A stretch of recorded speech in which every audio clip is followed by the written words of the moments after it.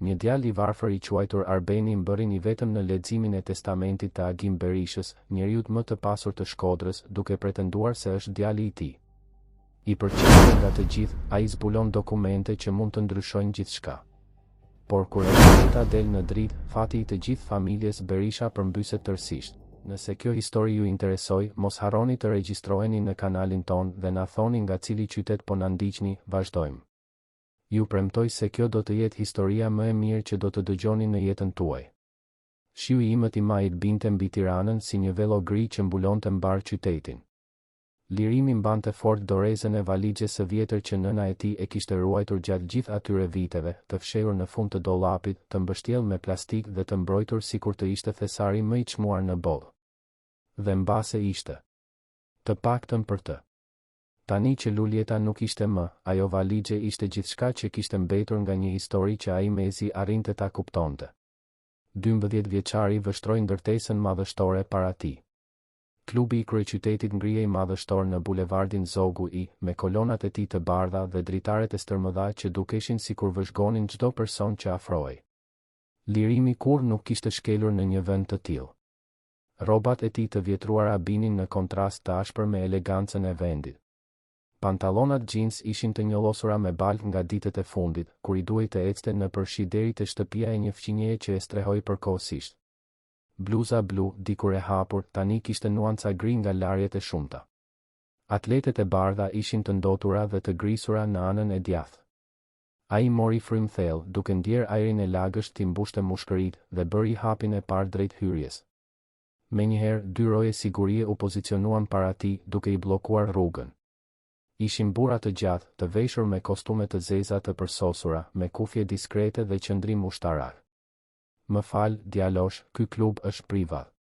Nuk mund të hysh këtu, tha roja në të majt, një burr me flokë të thinjur dhe shprehje të rrept. Më duhet të hyj. Ka një mbledhje të caktuar. Leximi i testamentit të Agim Kastratit.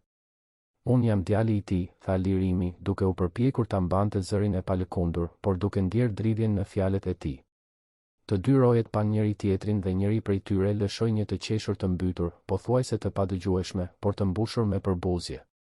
Sigurisht që je, djalosh. Dhe unë jam kryeministri. Zhduku që këtu para se të na duhet të largojmë me forcë. Lirimi ndjeu fytyrën ti DJ. Nuk ishte hera e parë që trajtohej kështu. Gjatë gjithë jetës ai dhe Emma kishin jetuar në lagjet më të thjeshta të kombinatit, larg asaj bote luksi dhe privilegjesh.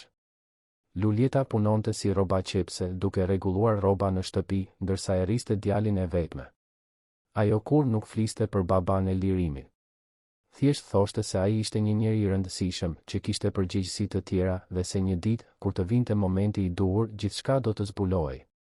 Ky moment erdhi 3 javë më parë, kur Luljeta ndjeu se forcat po e linin. Në ditët e fundit, kur mezi ngrihej nga krevati, ajo më në fund tregoi gjithçka. Agim Kastrati, si përmarrësi më i pasur i rajonit, pronar i një prej kompanive më të mëdha të import-eksportit në vend, ishte babai biologjik i Lirimit. Ata ishin njohur kur Luljeta punonte si recepcioniste në një nga zyrat e kompanisë. Marrëdhënia ishte e shkurtër, intensive dhe e fshehtë. Kur ajo zbuloi shtatzënin, Agimi ishte gati të martohej me një grua tjetër, dikë të zgjedhur nga familja për të bashkuar 2 perandori biznesi. Luljeta kur nuk kërkoi asgjë. Thjesht u largua, e rriti djalin me djersën e saj dhe ruajti të gjitha dokumentet që vërtetonin atësinë. Agimi dinte për ekzistencën e Lirimit, e vizitonte fshehurazi kur ishte foshnjë, por gradualisht takimet u ndërpren. Luljeta bëri një zgjedhje, të mos e ekspozonte djalin para vëzhgimit publik, të mos e shndërronte në skandal tabloidësh, të mos e vendoste në qendër të një lufte familjare që mund ta shkatëronte. Ajo do të priste derisa Lirimi të ishte gati. Ose derisa ajo të mos mund të priste më.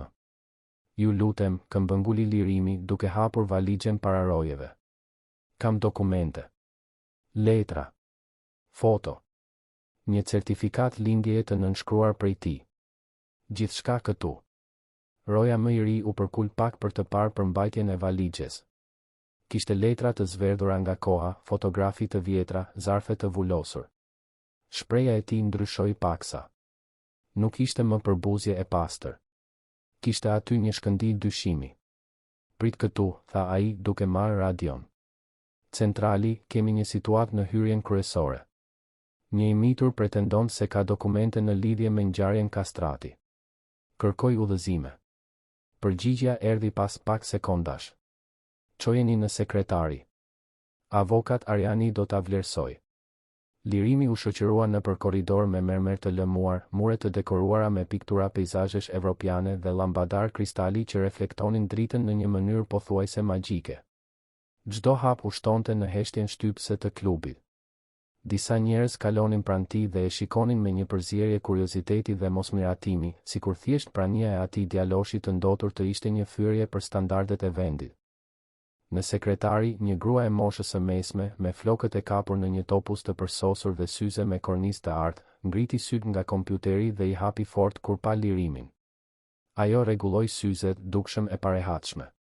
Ai thot se ka dokumente në lidhje me zotin Agim Kastrati, shpjegoi Roja. Gruaja zgjati dorën. Mund t'i shoh? Lirimi hezitoi për një moment, por pastaj dorëzoi një nga letrat. Ishte një letër e shkruar nga vet Lulieta, drejtuar avokatëve të familjes Kastrati, duke shpjeguar gjithë situatën dhe duke kërkuar që Lirimi të njihej si djalë i lishëm nëse diçka i ndodhte asaj. Sekretarja lexoi në heshtje dhe me çdo rresht fytyra e saj bëhej më e zbehtë. Duhet të konsultohem me avokat Arianin menjëherë, tha ajo, duke u ngritur me nxitim dhe duke u zhdukur pas një dere në fund. Lirimi mbeti aty në këmbë, duke shtrënguar valixhen pas gjoksit. Koha dukej sikur kishte ndaluar. Mendonte për nënën e tij. Për mënyrën se si ajo i shtrëngoi dorën në momentet e fundit, duke i thënë se ai ishte i fortë, se kishte gjakun e një njeriu të madh dhe se tani do t'i duhej t'ia vërtetonte këtë botës.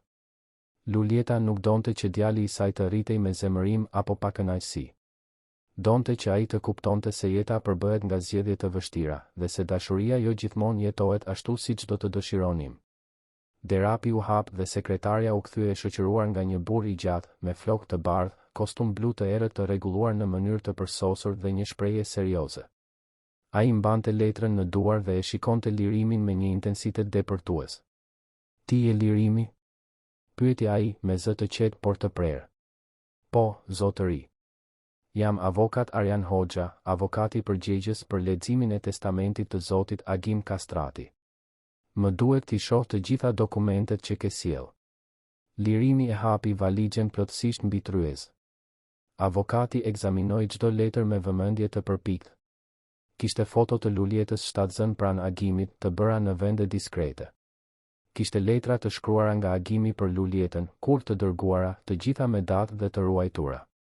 Dhe kishte, në fund të valixhes, një dokument zyrtar, një certifikat lindjeje ku Agim Kastrati njihte ligjërisht Lirimin si djalin e tij, të nënshkruar te noteri 12 vjet më parë, menjëherë pas lindjes së djalit. Avokat Ariani mbylli syt për një moment, sikur po përpunonte një informacion që ndryshonte gjithçka. Kur i hapi përsëri, kishte një përzierje surprize dhe diçkaje që dukej si trishtim. Lirim, a e ke idenë se çfarë po pritet të ndodhë? E di që babai im përgatiti një testament. Nëna ime më tregoi. Ai e dinte që unë ekzistoja. Dhe ai la diçka për mua. Ai la shumë më tepër se diçka, tha avokati, duke marrë frym thellë. Eja me mua. Por duhet të paralajmëroj, ajo që do të përballesh atje brenda nuk do të jetë e lehtë. Lirimi u shoqërua deri në sallën kryesore të klubit, një hapësirë e madhe me tavan shumë të lartë, dritare gjigante që shinin drejt një kopshti të brendshëm të mirëmbajtur në mënyrë të përsosur dhe një tryezë të gjatë prej druri fisnik në qendër, të rrethuar nga karrige të veshura me lëkurë. Kishte rreth 20 njerëz aty. Sipërmarrës me kostume, gra elegante me bishuteri diskrete por të shtrenjta, disa të rinj që dukeshin sikur ishin aty me detyrim. Dhe në krye të tryezës një burr rreth 45 vjeç me flokë të errët të krejur mbrapa, sy blu të ftohtë dhe një shprehje superioriteti që dukej e skalitur në fytyrë. Edi Kastrati. Vëllai i Agimit. Të gjithë shikimet u kthyen nga Lirimi kur ai hyri. Heshtja ishte e menjëhershme dhe e rëndë. Edi u përkul pak në karrige, duke e vëzhguar djalin nga kokat e këmbët dhe pastaj lëshoi një të qeshur të shkurtër dhe të pakëndshme. Arian, çfarë do të thotë kjo? Ke sjell një lypës për leximin e testamentit të vëllait tim? Ky nuk është një lypës, e di. Ky është lirimi. Dhe ai ka dokumente që vërtetojnë se është djali i Agimit. Salla shpërtheu në pëshpëritje. Njerëzit shikonin njëri tjetrin, disa me gojë hapur, të tjerë dukshëm të irrituar. Edi u ngrit rrëmbyeshëm, duke bërë që karrigia të gërvishte dy shemen prej mermeri. Kjo është absurde. Vëllai im nuk kishte fëmijë. Ky kalama është qartësisht një oportunist që u shfaq tani, pasi Agimi iku, për të tentuar të rrëmbej paratë e familjes. Dokumentet janë legjitime, e di. Certifikat lindjeje e njohur të noteri, letra, fotografi. Gjithçka e vërtetuar. Agimi e ka njohur këtë djalë si djalin e tij 12 vjet më parë. Edi u bë i kuq në fytyrë. Grushtet e tij u shtrënguan dhe ai merrte frymë me vështirësi, sikur ishte në prag të shpërthimit. Atëherë pse nuk morëm vesh kurrë për këtë? Pse na e fsheu të gjithëve? Sepse ai respektoi dëshirën e nënës së djalit. Lulieta kërkoi diskrecion. Ajo nuk donte ta ekspozonte djalin. Dhe Agimi ra dakord, por mori masa ligjore. Përfshirë përgatitjen e një testamenti dytësor. Një testament dytësor? Edi pothuajse i pështyu fjalët. Për çfarë po flet? Avokat Arjani eci drejt tryezës dhe hapi një dosje lëkure të zezë. Nxori 2 zarfe të vullosur. Testamenti kryesor i Agim Kastratit, i lexuar një javë më parë për familjen, i ndante pasuritë e tij mes teje, Edi dhe disa institucioneve bamirëse. Megjithatë, kishte një klauzol specifike, në rast se një trashëgimtar i lishëm do të paraqitej me dokumentacion vërtetues deri në përvjetorin e parë të largimit të Agimit, një testament i dytë duhej të hapet. Ai grisi vulën e zarfit të dytë me një thik argjendi për letra. Letra ishte e trash, zyrtare dhe kishte vulën e noterisë sipër. Avokati lexoi me zë të lartë, ngadalë, ndërsa çdo fjalë u shtonte në sallë si bubullim. Unë, Agim Kastrati, me vetdije të plot, deklaroj se njoh Lirim Kastratin si djalin tim të lishëm. I la atij 60% të gjitha pasurive të mia, pronave dhe pjesëmarrjes aksionare në Kastrati Import-Export. Caktoi gjithashtu një fond edukimi në vlerën 5 milion euro, që do të administrohet nga avokatët e mi derisa Lirimi të arrijë moshën e pjekurisë. Edi Kastrati, vëllai im, do të marrë 40% e mbetur dhe ofertën për të qëndruar si zëvendës president i kompanisë, nëse dëshiron. Heshtja që pasoi ishte shurdhuese. Edi ishte i paralizuar, duart e mbështetura në tryezë, sytë e fiksuar te avokati sikur po përpiqej të përpunonte një informacion të pamundur për t'u pranuar. Pastaj, ngadalë, ai u kthye nga Lirimi. Ti, tha ai, me zë të ulët dhe të rrezikshëm. Ti shfaqesh këtu, i ndotur, me një valixhe të vjetër, duke pretenduar se je djali i vëllait tim dhe do të marrësh gjithçka që më takon me të drejtë? Unë nuk dua të marr asgjë, u përgjigj Lirimi, me zërin që i dridhej por të prerë. Unë vetëm dua të di kush ishte babai im. Nëna ime sapo u largua. Ajo më tregoi gjithçka. Unë nuk dija asgjë për këtë deri 3 javë më parë. Gënjeshtër. Bërtiti Edi, duke goditur tryezën me grusht. Kjo është një kurth. Ajo grua, ajo Lulieta, ndoshta e ka planifikuar këtë për vite me radhë. Mbeti shtatzën me vëllain tim qëllimisht, i ruajti këto dokumente, priti momentin e duhur për t'u shfaqur dhe për të na rrëmbyer pasurinë. Ajo kur nuk kërkoi asgjë, tha Lirimi, duke ndjer lotët t'i digjnin syt, por duke refuzuar t'i linte të binin. Ajo më rriti vetë. Duke punuar çdo ditë. Kur nuk folëm përpara. Ajo vetëm donte që unë të dija të vërtetën. Avokat Arjani ngriti dorën duke kërkuar heshtje. Edi, le ta trajtojmë këtë me qytetari. Dokumentet janë legjitime. Unë vetë i kam verifikuar. Agimi e përgatiti këtë vite më parë. Ai donte të mbronte djalin, por edhe të respektonte dëshirat e nënës. Nuk ka diskutim ligjor këtu. Testamenti është i vlefshëm. Edi shikoi rreth sallës duke kërkuar mbështetje, por shumica e njerëzve largonin shikimin. Disa sipërmarrës dukeshin të parehatshëm. Të tjerë ishin qartësisht të magjepsur nga drama që po zhvillohej. Një grua më e moshuar, e veshur me një kostum kremi dhe një varse perlash, u ngrit dhe eci drejt Lirimit. Ajo e vëzhgoi për një moment të gjatë dhe pastaj buzëqeshi me trishtim. Ai ka sytë e Agimit, tha ajo butësisht. Dhe formën e fytyrës. Nuk ka dyshim. Edi merrte frymë me vështirësi, dukshëm duke u përpjekur të kontrollonte tërbinë. Pastaj, pa pritur, ai mori xhaketën mbi karrige dhe eci drejt derës. Para se të dilte, u kthye edhe një herë nga lirimi. Ti mund të kesh trashëguar parat, djalosh. Por kur nuk do të jesh një kastrati i vërtet. Kur? Dhe doli duke përplasur derën me forcë. Disa njerëz e ndoqën. Të tjerë mbetën, kurioz, duke vëzhguar lirimin sikur të ishte një krijesë egzotike e sapo zbuluar. Avokat Ariani ju afrua djalit dhe vendosi një dorë të butë mbi shpatullën e tij. Lirim, e di që kjo është shumë për t'u përpunuar. Do të organizoj gjithë dokumentacionin ligjor. Që tani e tutje, ti je trashëgimtari kryesor i pasurisë Kastrati. Kjo do të thotë se do të kesh një shtëpi, burime financiare dhe gjithashtu përgjegjësinë për të mësuar rreth bizneseve të familjes. Kemi shumë punë përpara. Lirimi thjesht tundi kokën. Ai nuk mund të fliste. Realiteti i gjithë kësaj ende nuk kishte goditur plotësisht mendjen e tij. Disa orë më parë, ai ishte thjesht një djalë i varfër dhe i vetmuar. Tani ishte trashëgimtari i një pasurie. Por asgjë nga këto nuk kishte rëndësi vërtet. Ajo që ai donte vërtet, më shumë se çdo gjë, ishte të mund të përqafonte nënën edhe një herë dhe t'i thoshte se e kishte mbajtur premtimin. Se kishte qenë guximtar. Salla filloi të zbrazej. Njerëzit dilnin në grupe të vogla, duke biseduar me zë të ulët, duke hedhur shikime kurioze drejt lirimit. Avokati bëri disa telefonata, organizoi letrat, bisedoi me anëtar të tjerë të ekipit ligjor. Lirimi mbeti i ulur në karrige, duke mbajtur valixhen, duke parë nga dritarja kopshtin jashtë, ku shiu vazhdonte të binte qetësisht. Në mbrëmje, kur qielli ishte ngjyrosur me gri dhe portokalli, një grua hyri në sallë.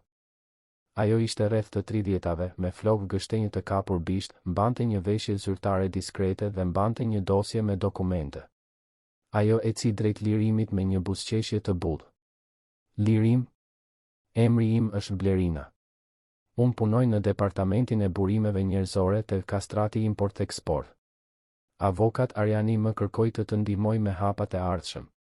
Do të jem ura jote mes botës që një dhe kësaj bote të re ku po hyn. Përshëndetje, tha Lirimi me zë të ulët. E di që duhet të jesh i frikësuar. I konfuzuar. Dhe kjo është plotësisht normale. Por dua të dish që nuk je vetëm. Do ta kalojmë këtë bashkë, në rregull? Lirimi pohoi me kokë. Për herë të parë në atë ditë të pafundme, ai ndjeu diçka të ngjashme me lehtësimin. Nuk ishte ngushëllim total, as lumturi. Ishte thjesht ndjenja se mbase, vetëm mbase, do të arrinte t'i mbjetonte kësaj. Blerina u ul pranë tij. Letja fillojmë avash. Së pari, më duhet të di si je. A ke një vend ku të rish sonte? Isha në shtëpinë e një fqinjeje. Por ajo tha se mund të më strehonte vetëm për pak ditë. Atëherë sot do të shkosh në vilë. Është shtëpia jote tani. Unë do të vi me ty dhe nesër, fillojmë të organizojmë gjithçka. Shkollën, dokumentet, gjithçka që të nevojitet. Vil, Lirimi e përsëriti fjalën sikur të ishte e huaj. Kur nuk e kishte dëgjuar atë fjalë të lidhur me veten e tij. Po. Vila Kastrati, në zonën e bllokut. 3 kate, 12 dhoma, pishin, kopsht. Është e madhe, e di. Por do të mësohesh. Lirimi nuk ishte i sigurt nëse donte të mësoj. Një pjesë e tij ende donte të ishte në shtëpinë e vogël në kombinat, ku nëna përgatiste darkën dhe ata bisedonin për ditën. Por ajo jetë kishte mbaruar. Dhe nuk kishte rrugë kthimi. Kur më në fund dolën nga klubi, nata kishte rënë plotësisht mbi Tiranë.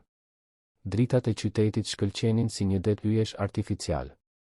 Blerina kishte një makinë të thjeshtë, një sedan të bardhë dhe Lirimi hyri në ulsen e pasme, duke përqafuar valixhen sikur të ishte e vetmja gjë reale në një botë që papritur ishte bërë surreale. Rruga deri te bloku zgjati rreth 30 minuta në trafikun intensiv të kryeqytetit. Lirimi shikonte nga dritarja, duke parë ndërtesat që kalonin, njerëzit në rrugë, lëvizjen konstante të një qyteti që nuk flinte kurrë. Kur më në fund arritën te vila, ai pothuajse nuk i besonte syve. Porta ishte prej hekurit të punuar, me detaje të arta. U hap automatikisht kur Blerina shtypi një kod. Ata hynë në një rrugicë me gur dekorativ, të rrethuar nga kopshte të mirëmbajtura në mënyrë të përsosur, të ndriçuara nga drita të buta që krijonin një efekt pothuajse magjik. Vila ishte gjigante, me arkitekturë klasike, mure të bardha, dritare të mëdha dhe një shkallë mermeri që të çonte në hyrjen kryesore. Kur dolën nga makina, dera e shtëpisë u hap dhe një grua më e moshuar u shfaq. Ajo kishte flokë të thinjur të kapur në topuz, mbante një uniform të thjeshtë por të patëmet, dhe kishte në fytyrë një shprehje surprize që shpejt u shndërrua në emocion të pastër. O Zot, mërmëriti ajo, duke çuar duart te goja. Është ai. Është djaloshi. Lirimi e shikoi atë, i konfuzuar. Gruaja zbriti shkallët shpejt dhe ndaloi pak hapa larg tij, me syt plot lodh. Ti nuk më mban mend mua, sigurisht. Ishe vetëm një foshnjë. Por unë të mbaj mend ty, mbaj mend nënën tënde që të solli këtu një herë, fshehurazi, që Zoti Agim të shite. Ishte hera e vetme. Ishe vetëm disa muajsh. Ajo qante aq shumë atë ditë. Gruaja zgjati dorën e dridhur dhe preku butësisht fytyrën e Lirimit. Ti ke syt e ti. Saktësisht të njëjtët sy. Lirimi nuk dinte çfarë të thoshte. Ndjente zemrën t'i shtrëngoi në gjoks. Kjo grua, kjo e huaj, njite një pjesë të historisë së tij që ai vetë nuk e njihte. Jam zonja Fatime, tha ajo, duke rifituar. Qetësinë dhe duke fshirë lotët me kurrizin e dorës. Jam ekonomja e kësaj shtëpie prej më shumë se 20 vjetësh. Jam kujdesur për Zotin Agim që kur ishte i ri. Dhe tani do të kujdesem për ty, faleminderit, arriti të thoshte Lirimi, me zërin që pothuajse i humbi. Eja, më lër të tregoj shtëpinë tënde. Dhe kështu, në atë natë me shi të majit, Lirimi hyri në vilën që tani ishte e tij. Çdo dhomë ishte më e madhe se e gjithë shtëpia ku ishte rritur. Lambadarët e kristalt, tapetet persiane, pikturat në mure, gjithçka dukej sikur i përkiste një bote ëndrash. Ose mbase ma kthesh. Ai ende nuk e dinte me siguri. Zonja Fatime e çoi në një dhomë në katin e dytë. Ishte e gjerë, me një krevat të madh, një dollap druri të vjetër, një tryez pune pranë dritares që shite nga kopshti.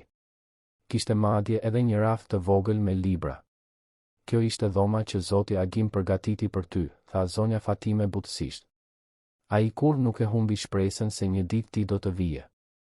Lirimi shikoi rreth e rrotull, duke u përpjekur të përpinte informacionin.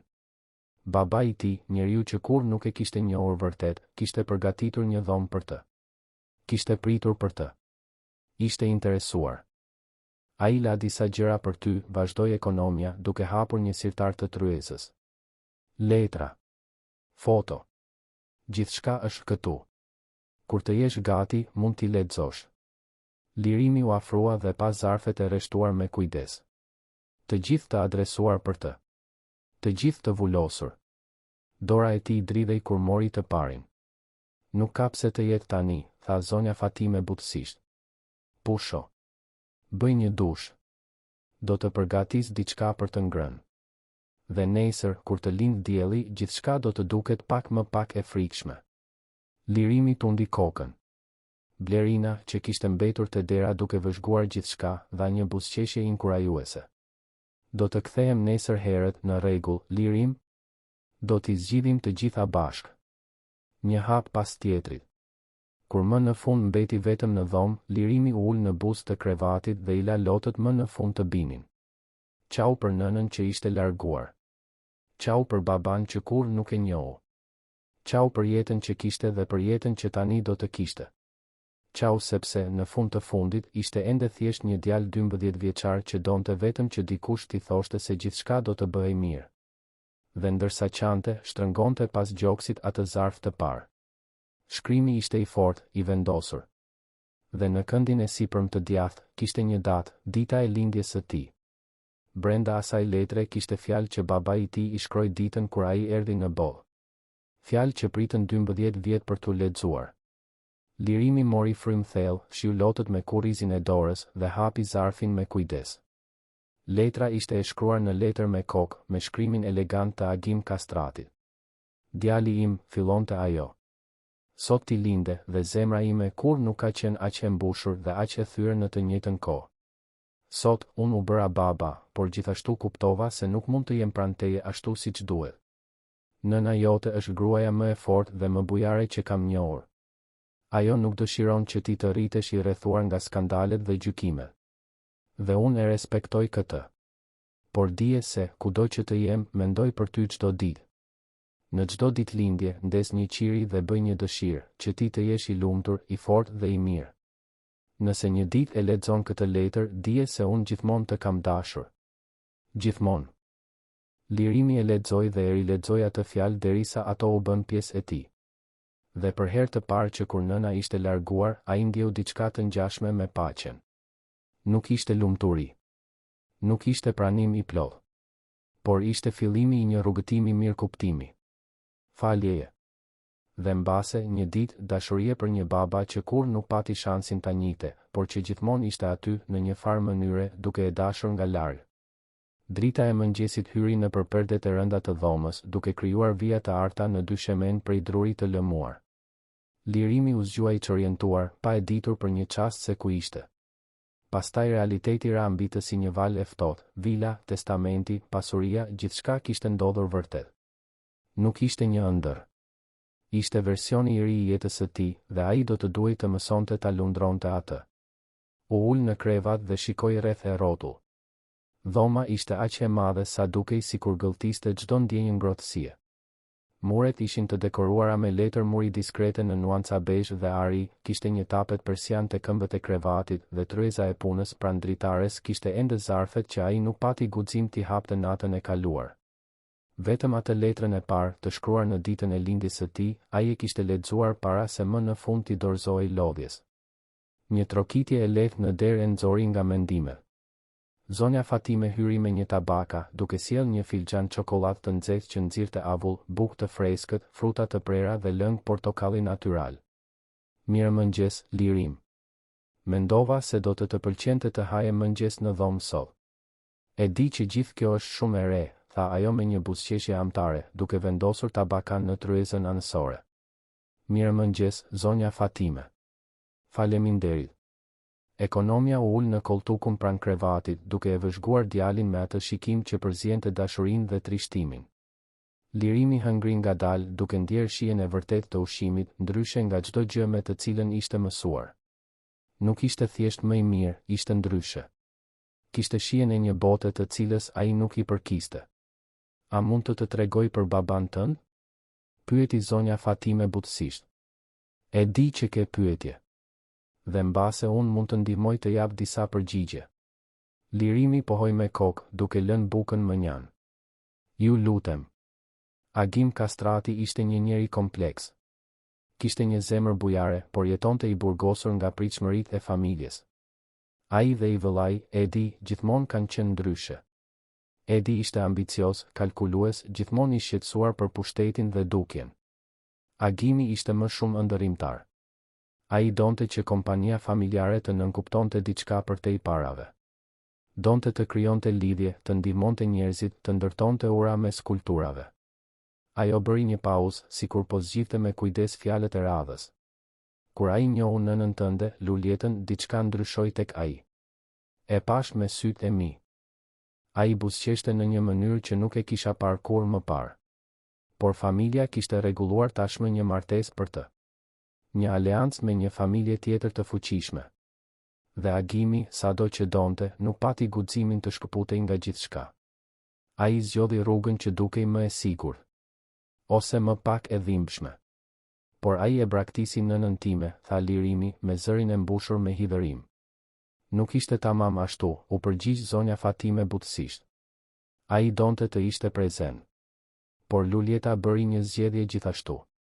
Ajo nuk donte që ti të rriteshe si djali jashtë martese, skandali i familjes. Ajo donte të mbronte nga kjo dhimbje. Dhe Agimi e respektoi këtë, edhe pse vuajti jashtë mase që nuk mund të ishte me ty. Lirimi shikoi duart e veta. Mendonte për nënën e tij, për mënyrën se si ajo punonte pa ndalur, për netët kur e shihte duke qarë fshehurazi, duke menduar se ai nuk e vinte re. Tani gjithçka kishte sens. Nuk ishte vetëm për para apo krenari. Ishte për dashuri. Një dashuri e çuditshme, e papërsosur, por reale. A mendonte ai për mua? Pyeti Lirimi me zërin pothuajse të padëgjueshëm. Çdo ditë. Çdo vit në ditëlindjen tënde, ai mbyllej në zyrë. Unë e dija çfarë po bënte. Po të shkruante letra ty letra që kur nuk t'i dërgonte sepse Lulieta kërkoi që të priste derisa ti të ishe gati. Ai ruante fotot të tuat, edhe pse ishin vetëm disa që ajo i dërgonte nga larg. Dhe në vitet e fundit, kur ai mori vesh se shëndeti i saj ishte i brish, përgatiti gjithçka. Testamentin dytësor, këtë shtëpi, dhomën. Gjithçka për të garantuar që ti do të ishe i sigurt kur të vinte momenti. Lirimin ndjeu lotët t'i digjnin syt përsëri, por këtë herë nuk i mbajti. I la të rridhnin lirshëm. Qau për kohën e humbur, për bisedat që kur nuk i patën, për përqafimet që kur nuk ndodhen. Por gjithashtu qau nga mirënjohja, sepse tani e dinte që nuk ishte harruar. Që ishte dashur, edhe pse nga larg. Zonja Fatime u ngrit dhe e përqafoi djalin, duke e lënë të mbështetej tek ajo. Nuk je vetëm, Lirim. Unë jam këtu. Blerina është këtu. Dhe, besoje ose jo, mendoj se edhe e di, në fund të fundit, mund të arrijë ta kuptoj gjithë këtë. Por kjo do të kërkoj kohë. Javët në vazhdim ishin një vorbull për shtatjeje. Blerina e mbajti premtimin dhe kthehej çdo ditë, duke ndihmuar Lirimin të organizonte dokumentet, regjistrimin në një shkollë të re private në lagje, vizitat në bankë për të kuptuar fondin që ishte caktuar në emrin e tij. Avokati, Arjani, ishte gjithashtu prezent, duke shpjeguar me durim aspektet ligjore të trashëgimisë, përgjegjësitë që do të vinin me të dhe procesin që ende do të duhej të kalonin për të formalizuar gjithçka plotësisht. Lirimi kaloi orë të tëra në zyrën e agimit, një dhomë në katin e tretë të vilës që kishte mbetur e mbyllur që nga largimi i sipërmarrësit. Zonja Fatime i dha çelsin me respekt dhe kur ai hapi derën për herë të parë, ishte sikur hyri në një kapsul kohe. Zyra ishte elegante por mikpritse. Kishte një tryez të madhe prej druri lisi, rafte të mbushur me libra mbi biznesin, historinë dhe filozofinë dhe në mure, fotografi të kornizuara nga vende rreth botës, Tokyo, Paris, New York, Buenos Aires. Agimi kishte udhëtuar shumë, duke ndërtuar rrjetin e import-eksportit që tani ishte më i madhi në vend. Por ajo që vërtet i tërhoqi vëmendjen Lirimit ishte një raft specifik, i fshehur pas një perdeje diskrete. Kur e hapi, gjeti albume fotografish. Dhe nuk ishin foto të familjes tradicionale kastrati. Ishin foto të tij. Lirimi foshnjë, Lirimi fëmijë, Lirimi 6 vjeç në këndin e lojrave të shkollës. Të gjitha të bëra nga larg, të gjitha të ruajtura me kujdes. Agimi e kishte vëzhguar atë duke u rritur, edhe pa mundur të ishte prezent. Kishte gjithashtu një kuti druri me gdhendje delikate. Brenda, më shumë letra. Lirimi i lexoi ato një nga një. Gjatë shumë netëve. Çdo letër ishte një dritare në zemrën e një njeriu që luftonte mes detyrës dhe dashurisë. Disa ishin të dëshpëruara, plot pendim. Të tjera ishin shpresëdhënëse, duke ëndërruar për ditën kur do të mund të njiheshin më në fund. Dhe të gjitha mbaronin në të njëjtën mënyrë, të dua, djali im. Një letër në veçanti e preku Lirimin thellësisht. Ishte shkruar kur ai ishte 7 vjeç. Lirim, sot ti mbush 7 vjeç. Nëna jote më dërgoi një foto tënde duke fikur qirinjt e tortës. Ti buzëqeshje në një mënyrë aq të pastër, aq të lumtur. Dhe unë qava. Qava sepse nuk isha aty për ta parë atë buzëqeshje personalisht. Qava sepse bëra aq shumë gabime.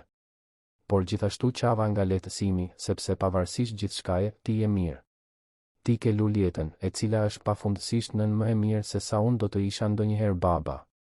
Ajo të jep gjithçka që unë nuk mundem, praninë, dashurinë konstante, sigurinë. Unë të jap vetëm para të fshehura, të cilat ajo me krenari rallëherë i përdor, dhe këto letra që ti mbase kur nuk do t'i lexosh. Por nëse një ditë i lexon, dua të dish, pendimi im më i madh nuk ishte humbja e pasurisë apo bizneseve. Ishte humbja e çdo dite pranë teje. Çdo ditëlindje. Çdo arritje. Dhe kjo është diçka që asnjë para nuk mund ta blejë mbrapsht. Lirimi e palosi letrën me kujdes dhe e ruajti bashkë me të tjerat. Ai fillonte të kuptonte se jeta nuk ishte e ndërtuar nga antagonist dhe heronj. Ishte e ndërtuar nga njerëz të papërsosur që përpiqeshin të bënin më të mirën që mundeshin me letrat që jeta u jepte. Agimi nuk ishte një baba prezent, por ishte një baba që deshi.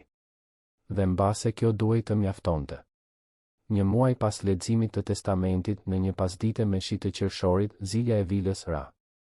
Zonja Fatime u përgjigj dhe qëndroi disa sekonda në heshtje para se të fliste me Lirimin, i cili ishte në salon duke studiuar matematik me një mësues privat që Blerina kishte punësuar. Lirim, është zoti Edi. Është te porta. Thotë se i duhet të flas me ty. Zemra e Lirimit rahu më shpejt. Që nga ajo ditë në klub, nuk kishte pasur më lajme nga Xhaxhai. Edi ishte zhdukur, ndoshta i glabëruar nga zemërimi dhe ndjenja e tradhtisë. Por tani ishte aty duke kërkuar të hynte. Lëre të hyj, tha Lirimi, duke mbyllur librin e matematikës. Disa minuta më vonë, Edi hyri në salon. Ai dukej ndryshe. Ende mbante një kostum të përsosur, por kishte diçka të thyrë në qëndrimin e tij. Syt ishin të lodhur, kishte rrath të zinj të thellë, dhe kur foli, zëri i tij nuk e kishte më atë arrogancë. Lirim, filloi ai, dhe pastaj u duk sikur nuk dinte si të vazhdonte. Mbeti aty në këmbë, duart në xhepa, duke parë dy shemen. Erdha të marr disa gjëra. Rroba, dokumente. Gjëra që janë ende këtu. Do të shpërngulem përfundimisht. Nuk keni pse të ikni, tha Lirimi, duke surprizuar edhe veten me qetësinë në zë. Edi ngriti syt, i konfuzuar. Si thua? Kjo shtëpi është shumë e madhe për mua. Dhe ju jeni familje. Edhe pse e filluam në mënyrë të gabuar, ju jeni vëllai i babait tim. Jeni e vetmja lidhje që kam me të tani. Ti nuk më detyrohesh asgjë, djalosh. Isha i tmerrshëm me ty, thash gjëra të tmerrshme. U solla si një idiot i pangopur. E di, u përgjigj Lirimi sinqerisht. Por nëna ime më mësoi se falja nuk është që personi ta meritoj. Është që të mos mbash zemërim në zemër. Unë nuk ju fal plotësisht ende. Nuk e di nëse do t'ju fal. Por ju ofroj një shans. Qëndroni. Le të përpiqemi të ndërtojmë diçka. Qoftë edhe thjesht respekt reciprok. Edi mbeti në heshtje për një moment të gjatë.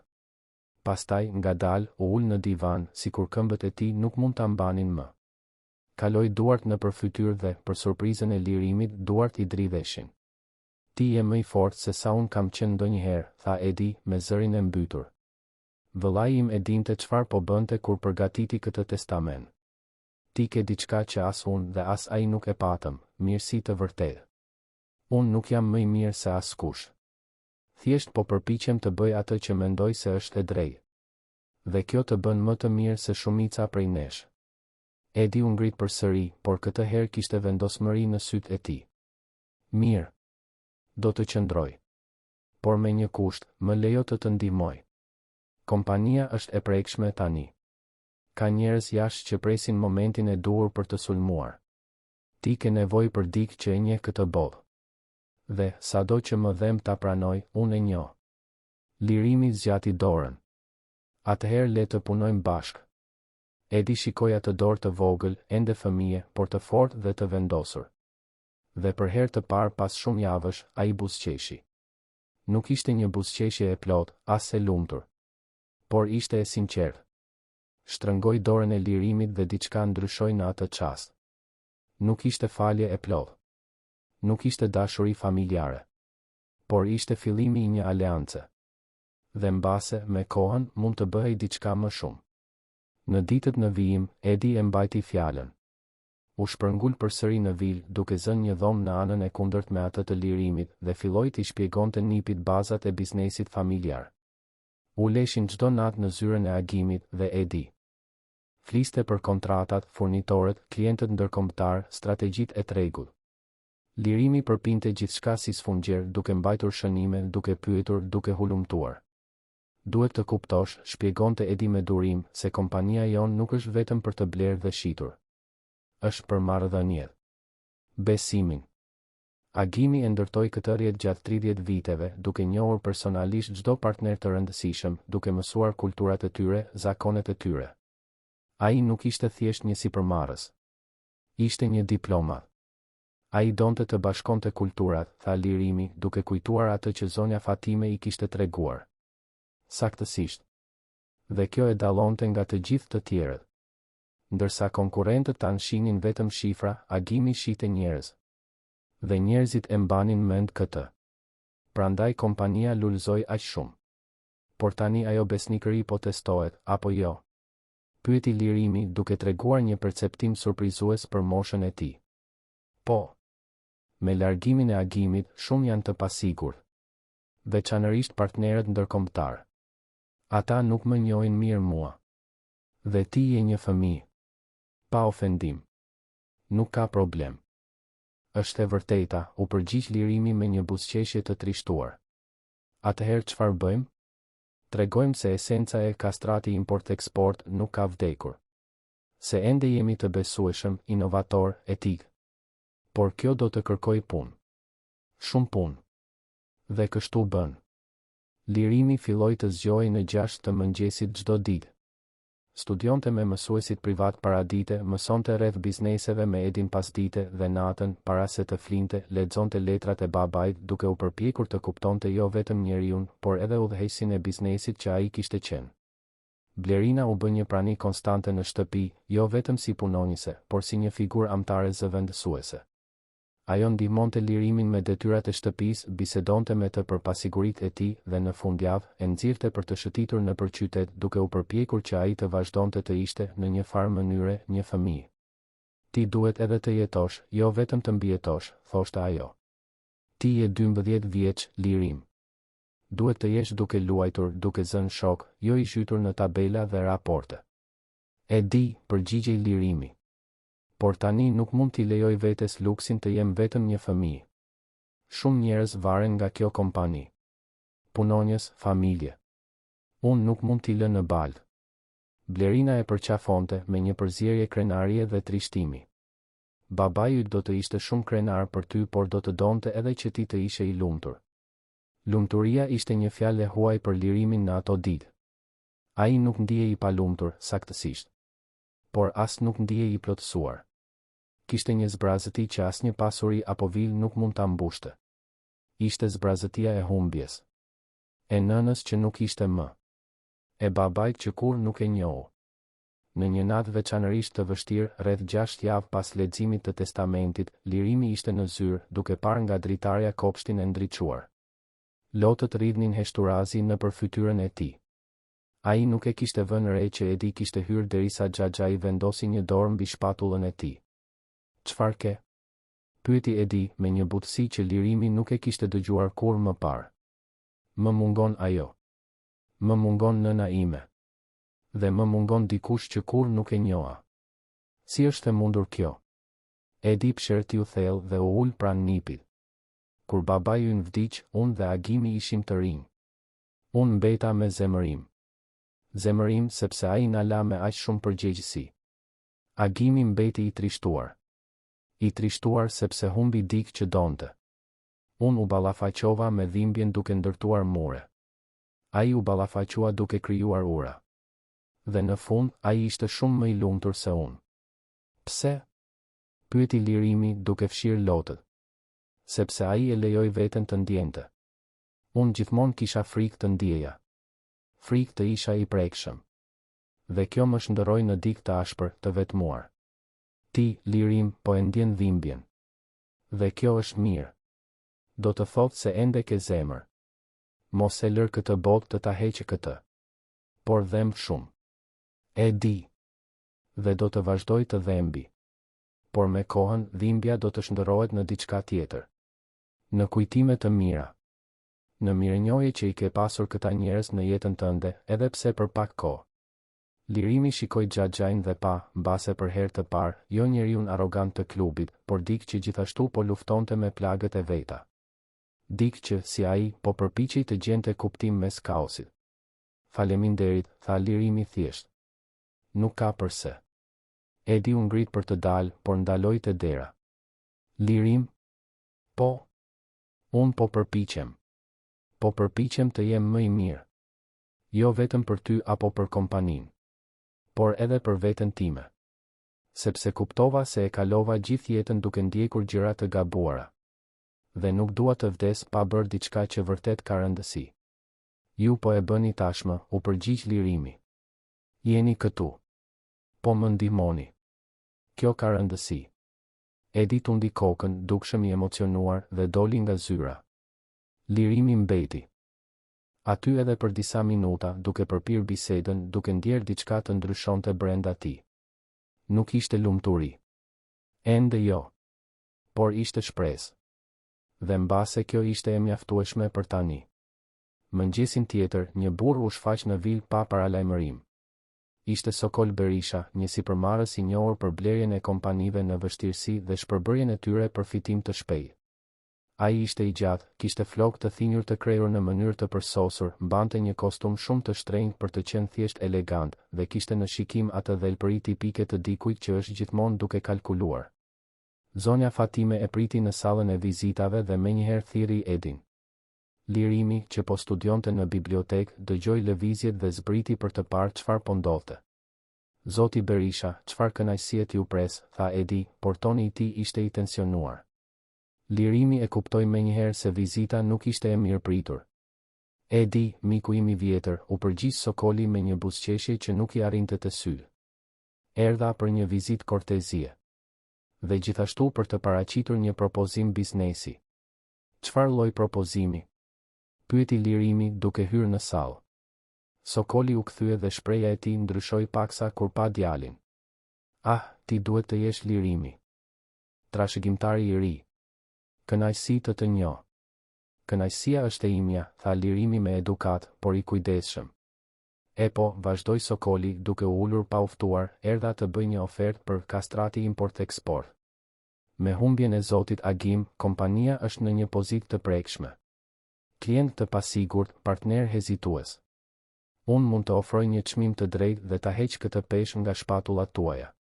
Veçanërisht tuajat, i riu Lirim. Ti je thjesht një fëmijë. Nuk duhet të jesh i shqetësuar për bizneset. Kompania nuk është në shitje, tha Lirimi prerë. Sokoli qeshi. Djali im, ti as nuk e di çfarë po thua. Administrimi një kompanie të këtij përmasash kërkon përvojë, lidhje, njohuri tregu. Ti çfarë ke? 12 vjeç? 13 së shpejti, korrigjoi Lirimi. Dhe është e vërtetë që nuk kam përvojë. Por kam diçka që ju nuk do ta keni kurrë, unë interesohem për njerëzit që punojnë këtu. Babai im e ndërtoi këtë kompani mbi bazën e besimit dhe marrëdhënieve. Nuk do t'ia shes këtë dikujt që sheh vetëm shifra. Sokoli shikoi Edin, sikur priste që ai të thoshte diçka. Por Edi mbeti në heshtje, krahët e kryqëzuar duke vëzhguar. Edi, ti je një njeri biznesi. Thuaj diçka me mend këtij djaloshi, insistoi Sokoli. Ai tha gjithçka që duhej thënë, u përgjigj Edi qetësisht. Kompania nuk është në shitje. Sokoli u bë i kuq. Po bëni një gabim. Për 6 muaj, kjo kompani do të jetë në tokë. Dhe kur kjo të ndodh, mos më kërkoni. Ai u ngrit rrëmbyeshëm dhe doli, duke përplasur derën pas vetes.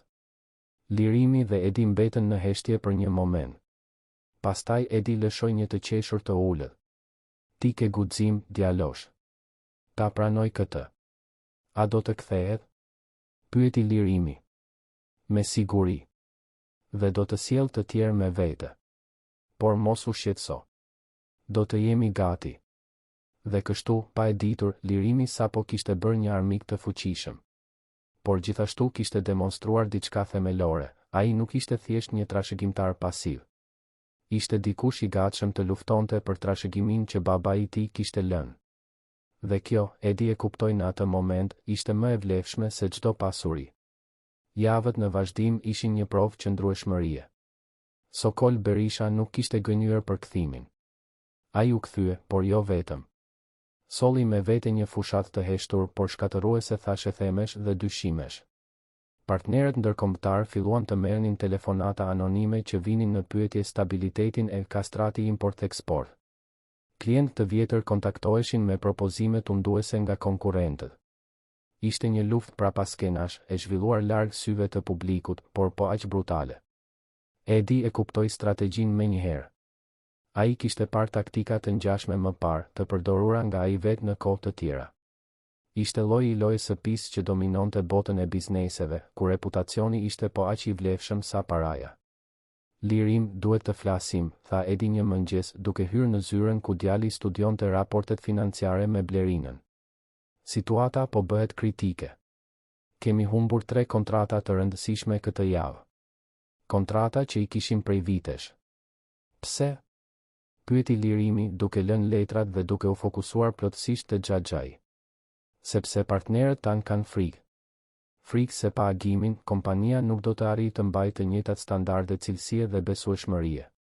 Dhe Berisha po e ushqen këtë frikë, duke ofruar kushte më të mira, duke premtuar stabilitet.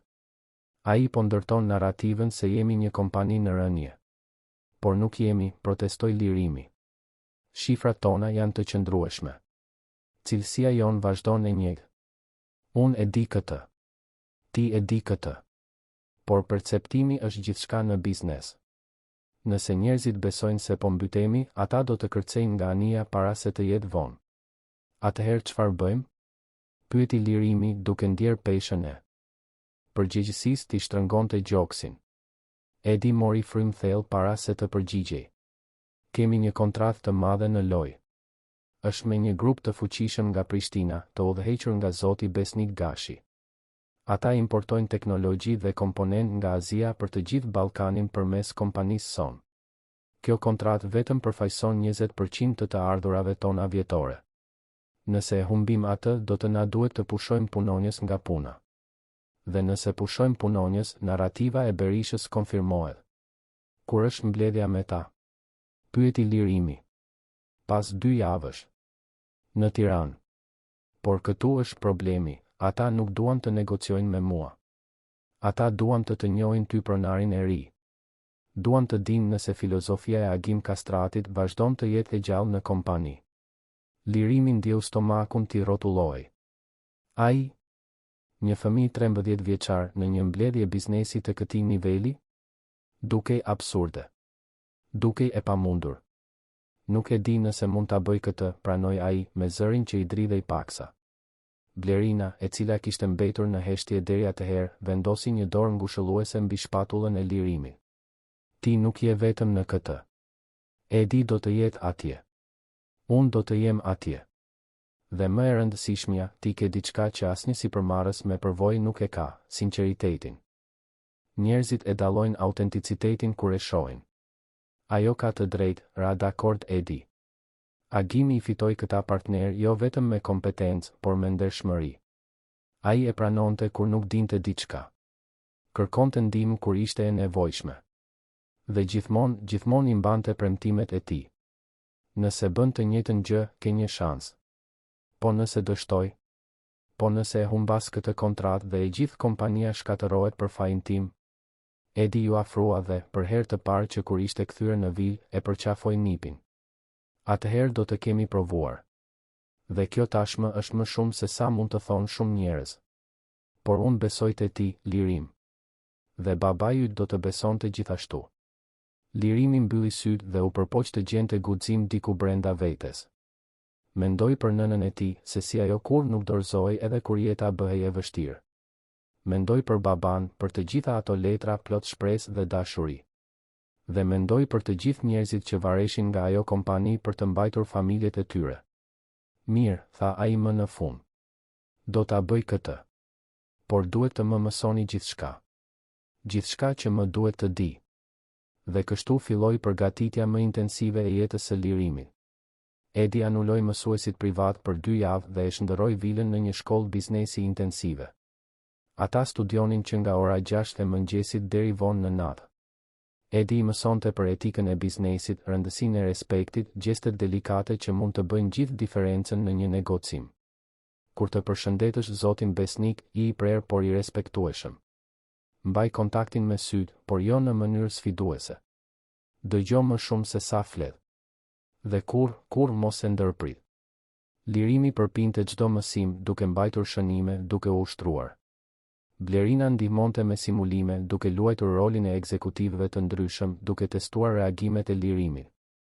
Zonja Fatime përgatiste vakte ushqyese për të mbajtur energjinë e djalit dhe natën rinte ulur pranë tij ndërsa ai rishikonte gjithçka edhe një herë para se të flinte.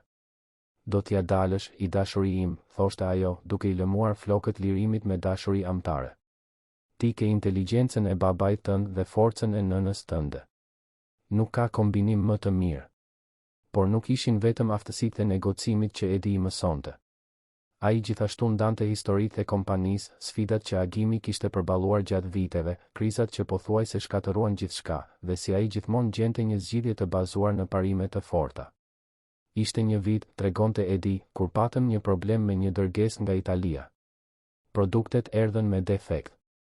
Agimi mundua kishte faturuar klientëve dhe të kalonte përgjegjësinë. Por ai nuk e bëri këtë. E mori humbjen mbi vete, zëvendësoi gjithçka dhe megjithatë e mbajti fjalën me furnitorin italian, duke i ndihmuar ata të përmirësonin kontrollin e cilësisë. Kjo kushtoi pothuajse 1 milion euro. Por e di çfarë ndodhi? Çfarë?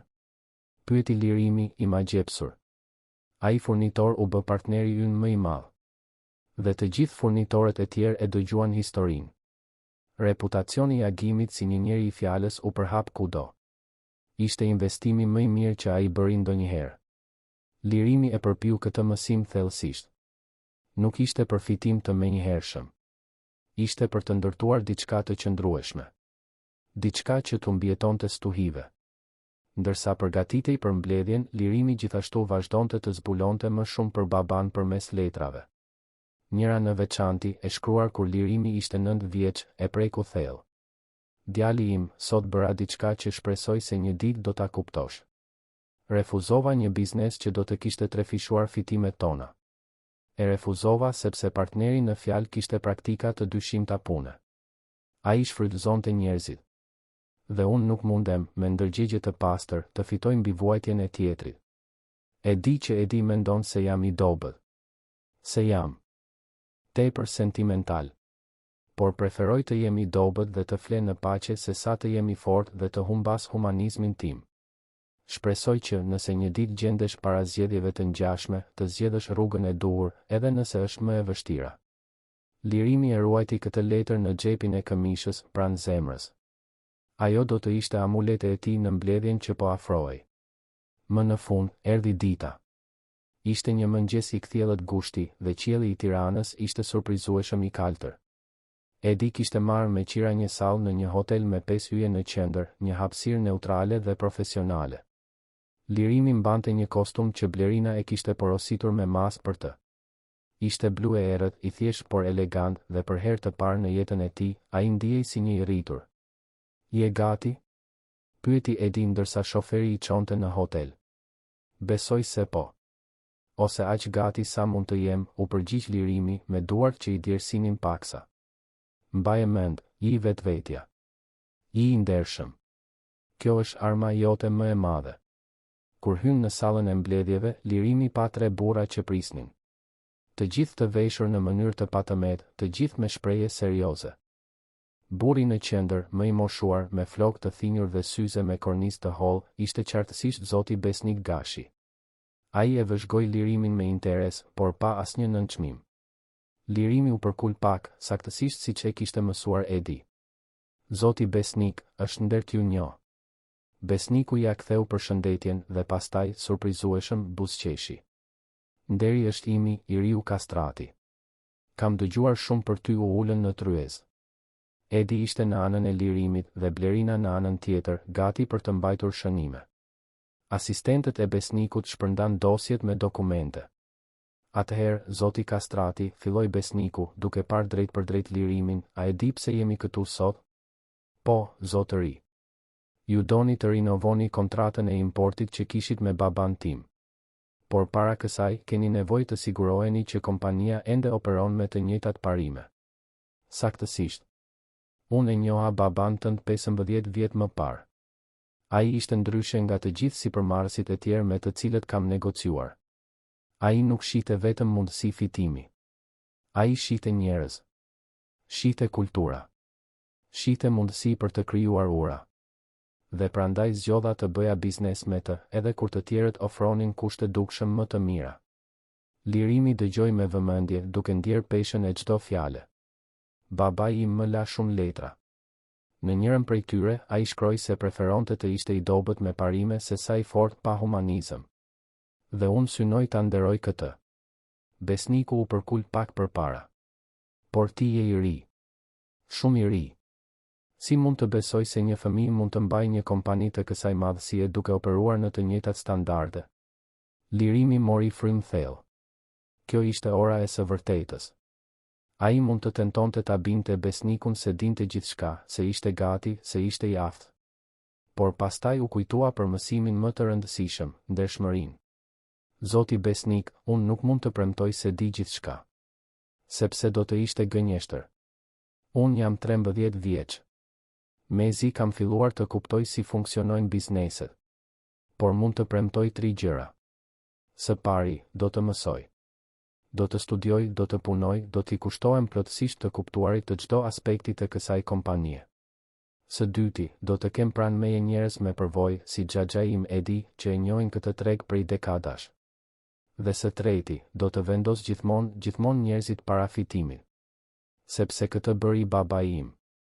Dhe këtë do të donte ai që unë të bëja. Heshtja në sallë ishte absolute. Besniku shikoi asistentët e tij, shkëmbeu disa fjalë me zë të ulët dhe pastaj u kthye të shihte Lirimin. Këtë herë kishte diçka ndryshe në sytë e tij.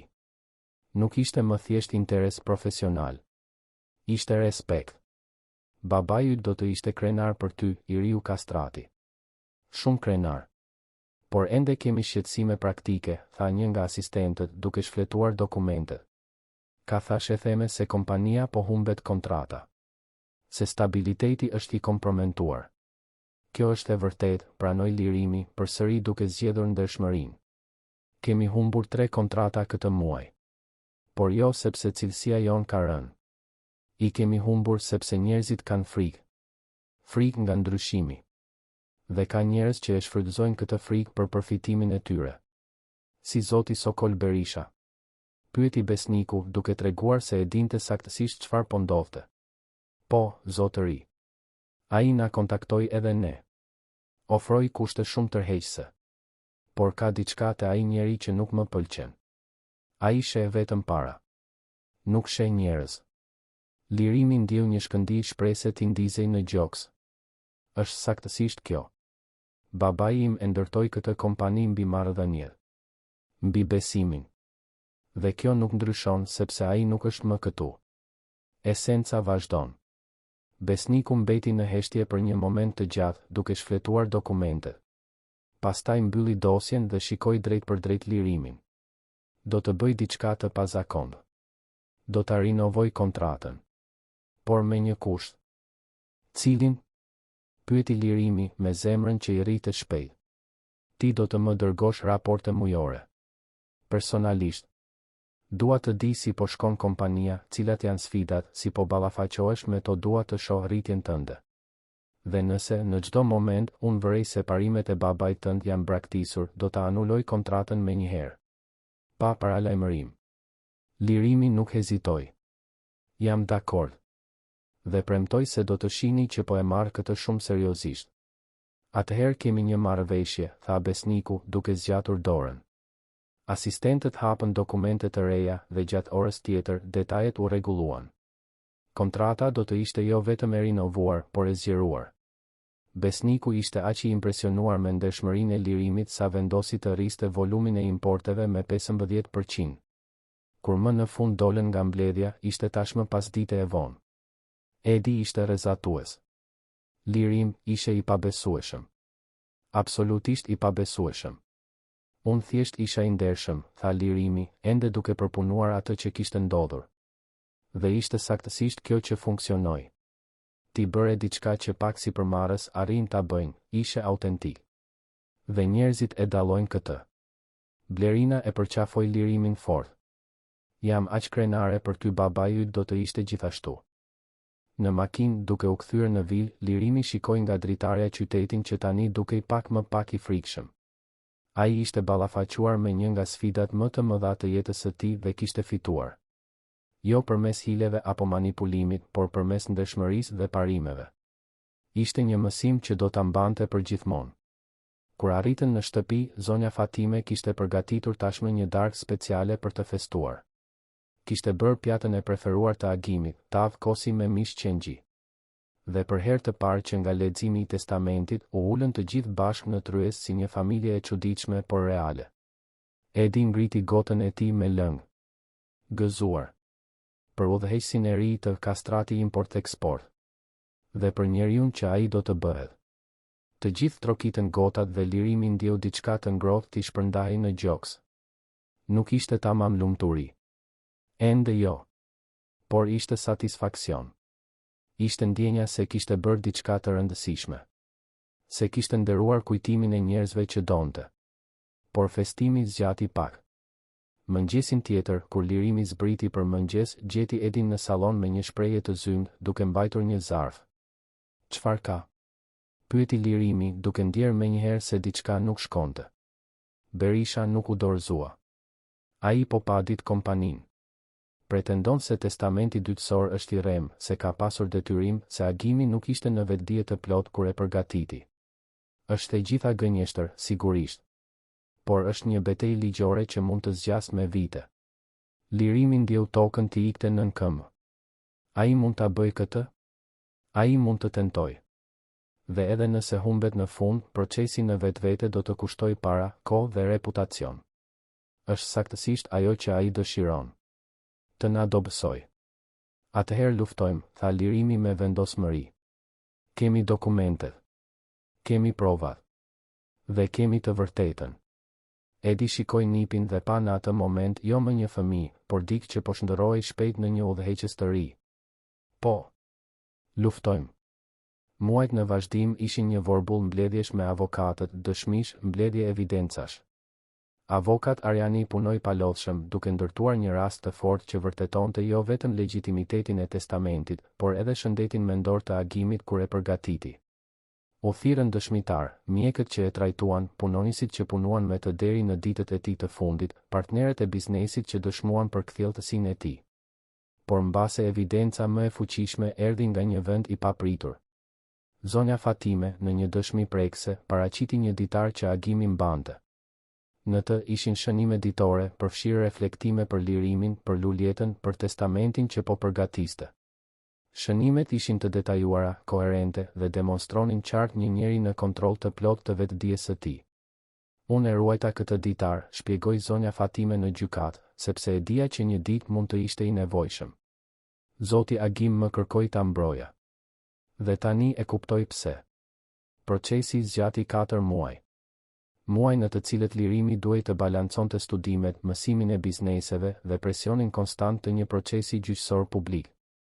Kishte momente kur ai donte të dorëzohej, momente kur dhimbja ishte aq e madhe sa mezi merrte frym. Por sa herë që mendonte të dorëzohej, kujtonte letrat e babait, fjalët e nënës dhe gjente forcë për të vazhduar. Më në fund, në një ditë të ftohtë dhjetori, gjykatësi dha vendimin. Testamenti dytësor ishte legjitim. Të gjitha pretendimet e Berishës u hodhën poshtë. Dhe më shumë, Berisha u dënua të paguante një gjobë për padi të pabazë, për tentativën e qëllimshme për të dëmtuar kompaninë me pretendime të paqena. Kur lajmi erdhi, lirimi ishte në zyrë me Edin. Ata u përqafuan dhe për herë të parë, Edi qau. Nuk ishin lot trishtimi, por lehtësimi. Krenarie. Diçkaje që ai mendonte se e kishte humbur prej kohësh, shpresës. Tia dole, tha. Edi, me zërin e mbytur. Kundër gjithçkaje. Kundër të gjithëve. Tia dole. Ne ja dolëm, korrigjoi lirimi. Unë nuk do ta kisha bërë këtë vetëm. Atë natë, vila ishte plot. Blerina kishte shkuar të festonte, duke sjell torta dhe ushqime. Zonja Fatime përgatiti një gosti. Madje edhe disa punonjës të kompanisë u shfaqën, duke sjell lule dhe përqafime. Ishte një festim jo vetëm i një fitoreje ligjore, por i diçkaje më të madhe, provës se parimet ende kishin rëndësi. Se ndershmëria ende kishte vlerë. Se një fëmijë 13 vjeçar me asgjë tjetër përveç guximit dhe të vërtetës mund të përballej me njerëz të fuqishëm dhe të fitonte. Ndërsa të gjithë festonin, lirimi u ngjiti vetëm deri në zyrën e babait. U ul në karrigen prej lëkure, shikoi nga dritarja dritat e qytetit dhe foli me zë të ulët, sikur agimi mund ta dëgjonte. E bëra, baba. E nderova trashëgimin tënde. Dhe do të vazhdoj ta nderoj. Çdo ditë. Përgjithmonë. Dhe në atë moment të heshtur, me qytetin e shtrirë para tij si një det mundësish, lirimi ndjeu për herë të parë që kur gjithçka filloi diçka që mendonte se kur nuk do ta ndjente më, paqe. Nuk ishte një paqe e plot, nuk ishte mungesa e dhimbjes. Por ishte paqja e të diturit se ishte në rrugën e dur. Se po bëhej burri që nëna e tij gjithmonë kishte dashur që ai të ishte. Burri që baba i tij gjithmonë kishte shpresuar që ai të bëhej. 3 vjet kishin kaluar që nga ajo ditë me shikur një djalë 12 vjeçar, i ndotur dhe i frikësuar, hyri në klubin e kryeqytetit duke mbajtur një valixhe sekretesh. Tani, në moshën 15 vjeçare, Lirim Kastrati ishte një person plotësisht i ndryshëm, por në të njëjtën kohë, esencialisht i njëjti. Fizikisht, ai ishte rritur. Nuk ishte më ai djaloshi i dobët dhe i vogël. Ishte pothuajse 1,70 m i gjatë, me shpatulla që kishin filluar të zgjeroheshin dhe në fytyrë tiparet e babait bëheshin gjithnjë e më të dukshme. Por ishte në sy që ndryshimi i vërtet mund të shihej.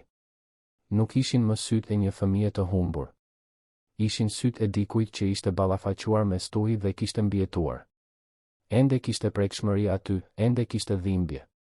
Por kishte gjithashtu forcë. Vendosmëri. Qëllim. Kastrati import-eksport, jo vetëm që kishte mbijetuar, por kishte lulëzuar në udhëheqjen e tij të ndarë me Edin. Xhaxhai ishte treguar një mentor i jashtëzakonshëm, duke i mësuar Lirimit gjithçka që dinte për botën e bizneseve, por gjithmonë duke lënë hapësirë që djaloshi të zhvillonte stilin e tij. Dhe Lirimi kishte një stil unik.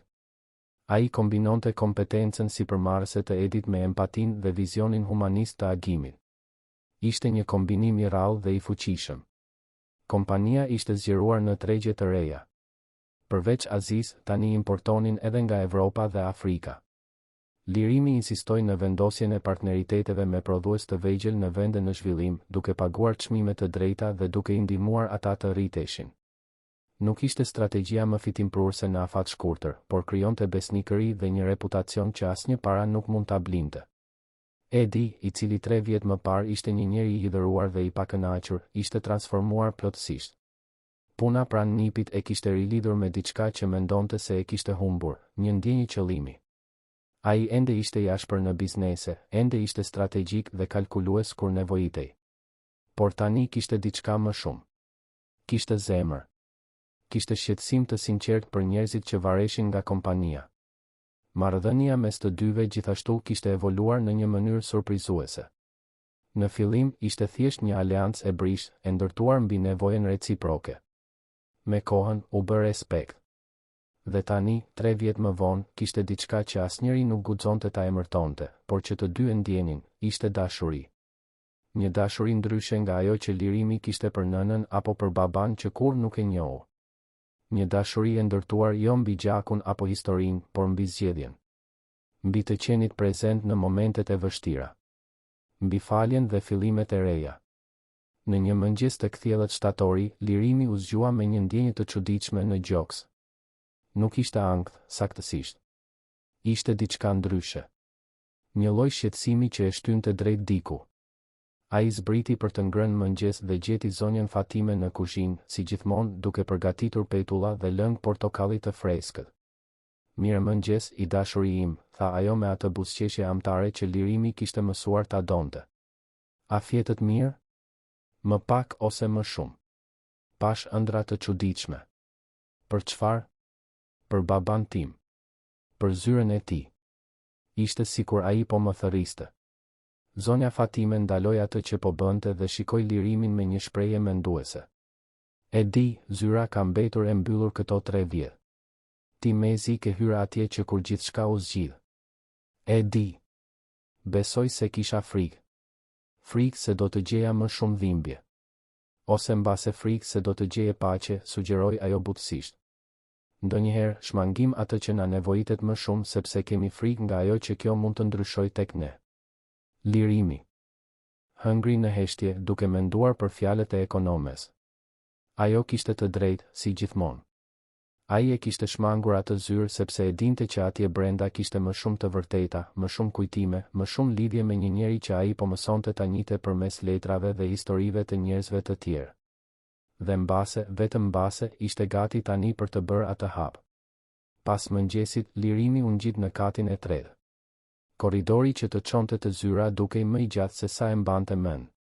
Dera ishte e mbyllur, si gjithmonë, dhe doreza e bronz shkëlqente nga drita e diellit që hynte nga dritarja e korridorit. Ai mori frym thellë dhe e hapi. Zyra ishte saktësisht siç e mbante mend. Zonja Fatime e pastronte rregullisht, kështu që nuk kishte pluhur. Librat ishin të organizuar në rafte, pikturat në mure, tryeza e madhe prej druri në qendër. Por kishte diçka ndryshe. Ose mbase ishte lirimi që ishte ndryshe. Tani, duke para atë hapësirë, nuk ndjente më thjesht trishtim. Ndjente lidhje. Përkatësi. Eci drejt tryezës dhe u ul në karrigen prej lëkure. Mbylli sytë dhe u përpoq të imagjinonte baban aty, duke punuar, duke marrë vendime, duke shkruar letra për një djalë që mezi e njihte por e donte thellësisht. Kur hapi sytë përsëri, shikimi i tij ra mbi një sirtar specifik, atë që ende nuk e kishte eksploruar plotësisht. E hapi me kujdes. Brenda kishte më shumë dokumente, disa fotografi dhe një kuti druri më të vogël që ende nuk e kishte parë më parë. Ishte në fund të sirtarit, pothuajse e fshehur. Lirimi e mori dhe e vendosi mbi tryezë. Kishte gdhendje delikate zogj dhe lulesh dhe në qendër një mbyllse të thjeshtë. Hapi kutin dhe ajo që pa bëri që zemra t'i rrite fort. Ishin letra. 10 prej tyre. Por nuk ishin letra të agimit për lirimin. Ishin letra të shkëmbyra mes agimit dhe luljetës gjatë viteve. Letra që dokumentonin një dashuri të pamundur, një marrëdhënie që duhej të jetojë në hije, zgjedhje të dhimbshme dhe pendime të thella. Lirimi mori letrën e parë, të shkruar nga luljeta menjëherë pas lindjes së lirimit. Dora e tij dridhej ndërsa lexonte. Agim, djali ynë lindi sot. Ai është i përsosur. Ka sytë e tu, hundën tënde, madje edhe forma e duarve është e njëjtë me të tuat. Ta mbash në krah është gjëja më e mrekullueshme dhe më e dhimbshme që kam jetuar ndonjëherë. E mrekullueshme sepse ai ekziston. E dhimbshme sepse e di që ti nuk mund të jesh këtu vërtet. E di që mora vendimin të largohemi. E di që ishte zgjedhja ime për ta mbrojtur djalin ton nga një skandal që mund ta shkatëronte. Por kjo nuk i bën netët më pak të vetmuara.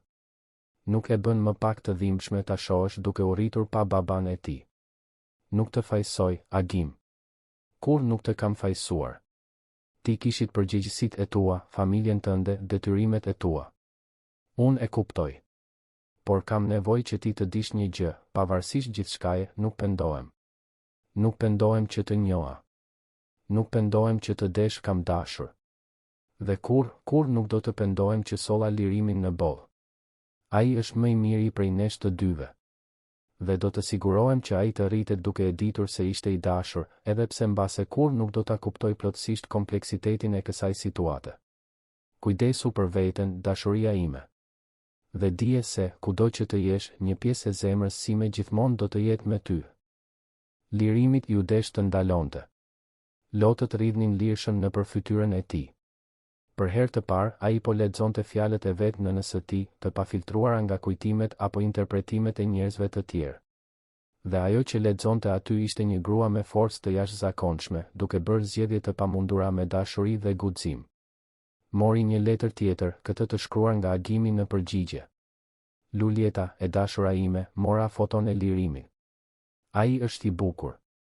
I përsosur. Dhe më thyet zemra që nuk mund ta mbaj në krah. Ti ke të drejtë në gjithçka. Ke të drejtë të na mbrosh nga vëzhgimi publik. Ke të drejtë të duash t'i japësh atij një fëmijëri normale, larg vëmendjes dhe gjykimeve. Por kjo nuk e bën më të lehtë. Zgjohem çdo natë duke menduar për të. Duke imagjinuar si do të ishte të isha aty me ju. Duke ëndërruar për një botë ku unë të kisha qenë më guximtar, ku të kisha thyer pritshmëritë, ku të kisha zgjedhur dashurinë në vend të detyrës. Por nuk isha. Dhe tani më duhet të jetoj me këto pasoja. E vetmja gjë që mund të bëj është të garantoj që ti dhe lirimi kur të mos keni mungesa. E di që ti ke krenari, e di që rallëherë e pranon ndihmën time financiare. Por të lutem, të paktën prano fondin që caktova për edukimin e tij. Është minimumi që mund të bëj. Dhe kur të vijë momenti i duhur, kur ti të ndjesh se ai është gati, tregoj të vërtetën. Tregoj letrat. Tregoj dokumentet. Lëre të di se pati një baba që e deshi, edhe pse nga larg. Një baba të papërsosur, frikacak madje, por që gjithmonë mendonte për të. Të dua, Luljeta. Gjithmonë do të dua. Kjo është një nga pak siguritë që kam në këtë jetë të konfuzuar. Lirimi kaloi orë të tëra duke lexuar ato letra. Ishin vite korespondence duke dokumentuar jo vetëm një dashuri të ndaluar, por edhe rritjen e tij vetë. Kishte letra ku Agimi përshkruante si qante në çdo ditëlindje të Lirimit. Letra ku Luljeta tregonte për arritjet e vogla të djalit, fjalën e parë, hapat e parë, ditën e parë të shkollës. Kishte dhimbja aty, po. Por kishte edhe aq shumë dashuri sa dukej sikur derdhej nga faqet. Një letër në veçanti, e shkruar nga Luljeta pak para largimit të saj, e bëri Lirimin të ndalonte plotësisht. Agim, e di që koha ime po mbaron. Mjekët thonë se nuk kam më asgjë për të bërë. Dhe në rregull. Jetova një jetë të plotë. Desha thellësisht. Rrita një djalë të mrekullueshëm. Nuk kam pendime. Por kam një kërkesë. Kujdesu për Lirimin. Jo nga larg, jo përmes testamenteve dhe parave. Dua të them vërtet kujdesu për të. E di që ti përgatitë gjithçka, e di që ai do të ketë burime financiare. Por ai do të ketë nevojë për më shumë se aq. Do të ketë nevojë për dikë që ta udhëheqë, që ta mbrojë, që ta ndihmojë të lundrojë në këtë botë mizore pa humbur mirësinë e tij. E di që ti nuk do të jesh më këtu kur ai ta lexoj këtë. E di që po kërkojmë të pamundurën. Por mbase, në një farë mënyre, dashuria jote për të do të manifestohet përmes njerëzve që ti ke lënë pas. Përmes Edit, i cili pavarësisht të gjitha të metave të tij, është vëllai yt dhe ka potencial të jetë më i mirë. Përmes zonjës Fatime, që gjithmonë të ka dashur si djalë.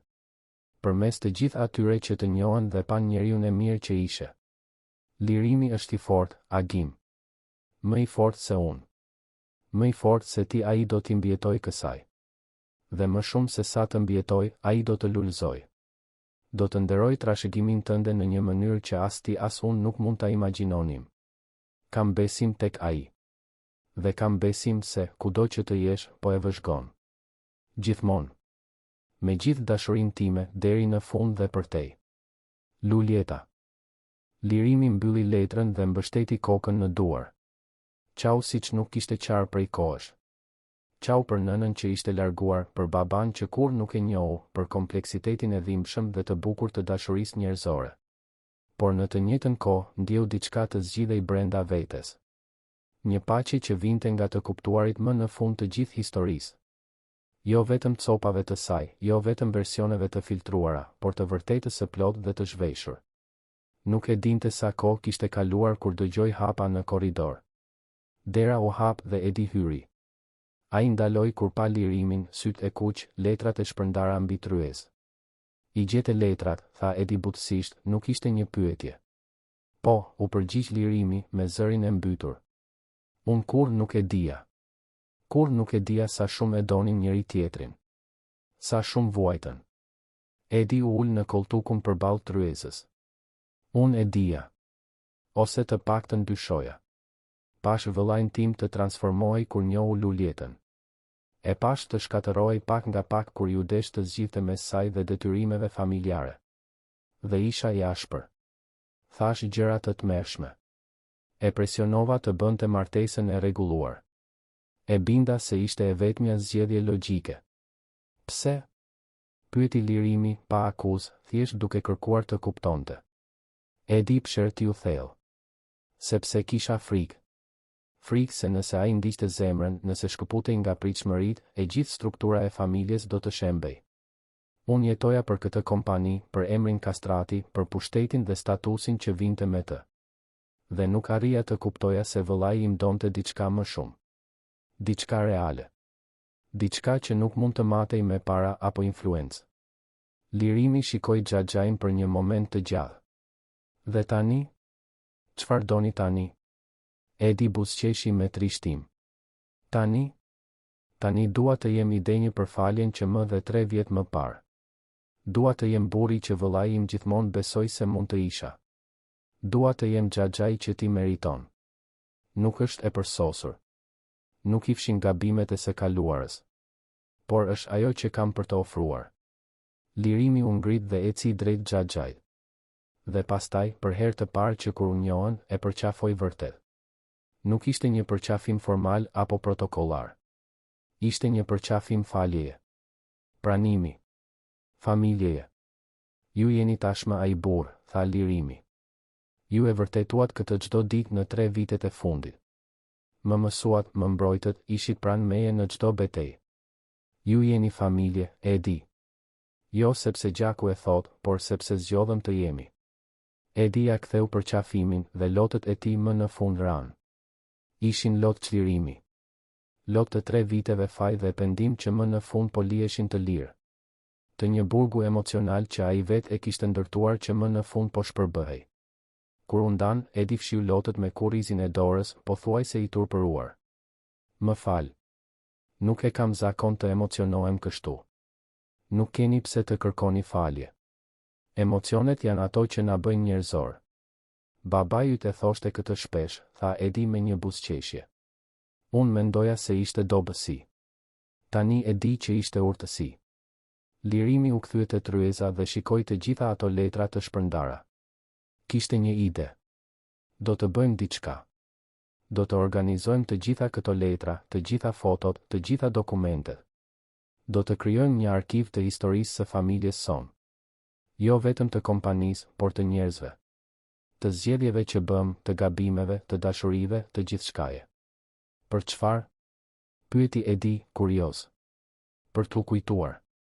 Që kur unë të kem fëmijët e mi një ditë, të mund t'u tregoj nga erdhëm.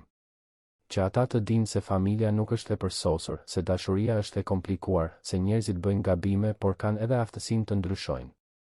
Që kur të mos harrojnë se, në fund, ajo që ka rëndësi nuk janë parat apo pushteti, por lidhjet që krijojmë dhe mënyra se si i trajtojmë njerëzit.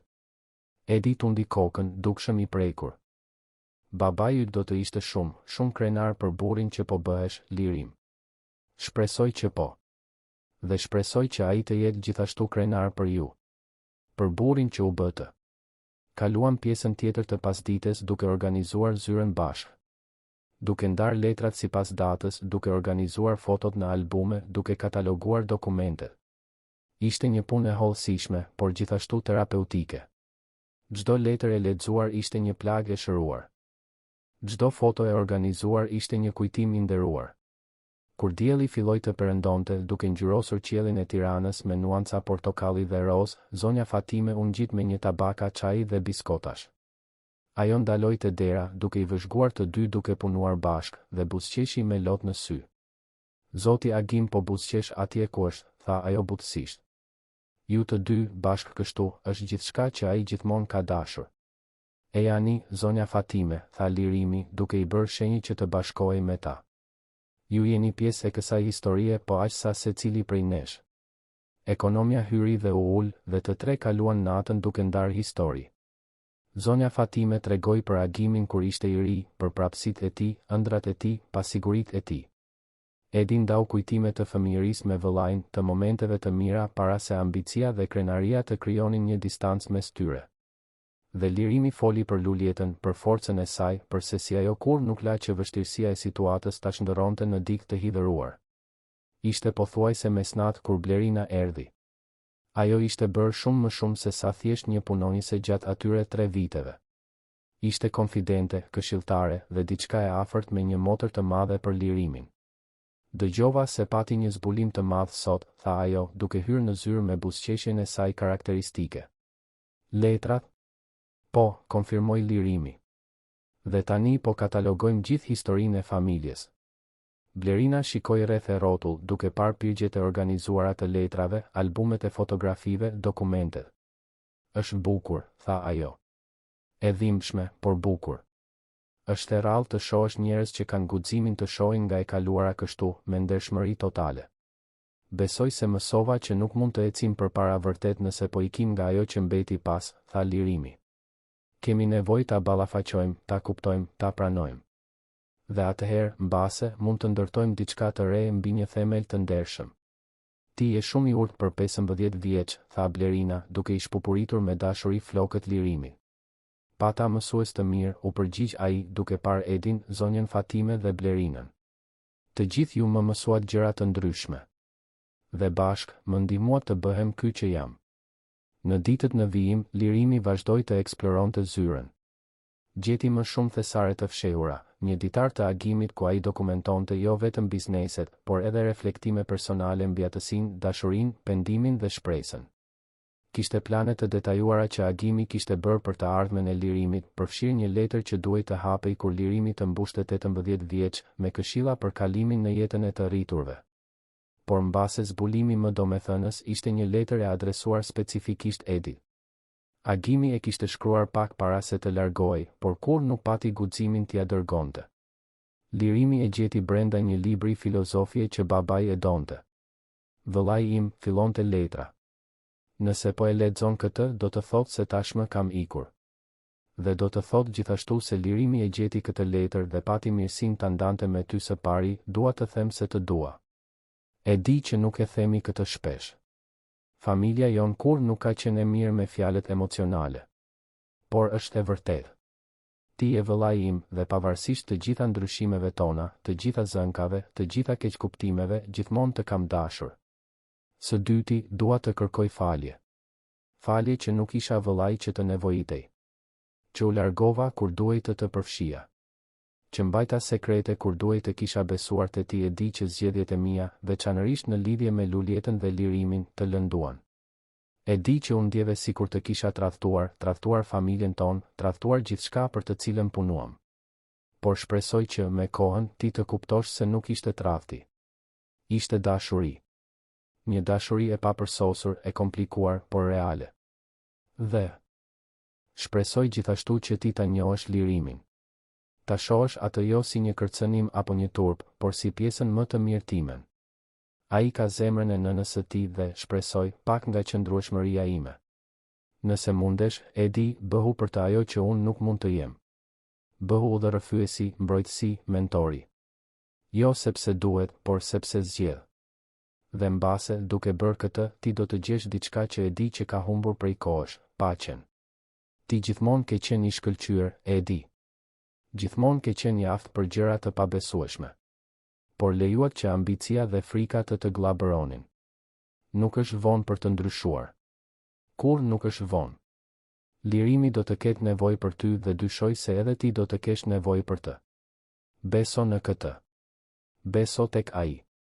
Dhe mbase, bashk, ju mund të ndërtoni diçka që as ti as unë nuk ja dolëm dot vetëm, një familje të vërtetë. Me dashuri dhe shpresë, vëllai yt, Agimi. Lirimi e lexoi letrën 2 herë para se të shkonte të kërkonte Edin.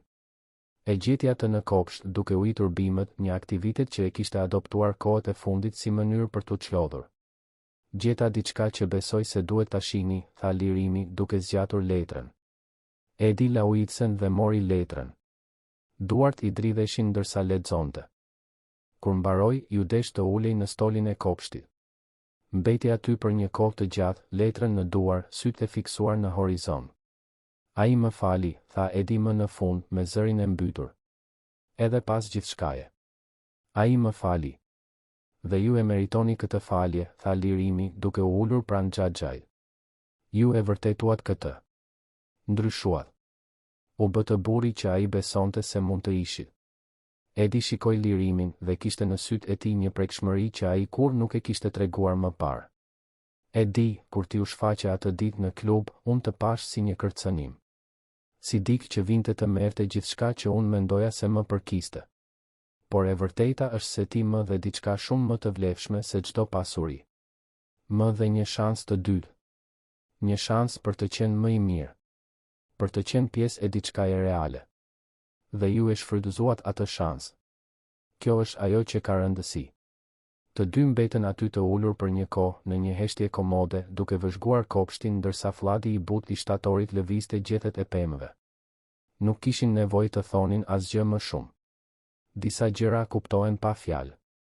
Atë natë, zonja Fatime përgatiti darkën speciale që kishte qenë e preferuara e Agimit, Tav Kosi.